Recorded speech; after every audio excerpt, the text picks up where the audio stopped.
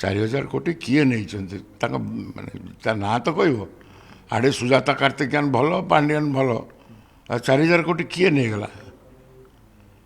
କେଉଁ ବ୍ୟକ୍ତିଟା ନେଲା 4000 ସେ କଥା ତ କହିବାର କଥା ସେଠି କିଛି ତଥ୍ୟ ନାହିଁ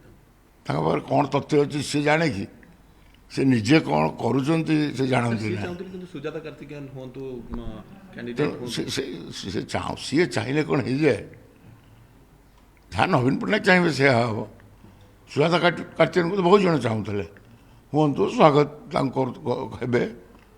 କିନ୍ତୁ ନବୀନ ପଟ୍ଟନାୟକ ନିଷ୍ପତ୍ତି ଯାହା ନେବାର ନେଲେ ତେଣୁ ସିଏ କହିଦେଲେ ନେଇଯିବେ ଆଉ ନିଜକୁ ସେ ଯଦି ଏତେ ନବୀନ ପଟ୍ଟନାୟକଙ୍କ ଉପରେ ଭାବୁଛନ୍ତି ତାହେଲେ ତାଙ୍କୁ ଚୌଦ୍ୱାର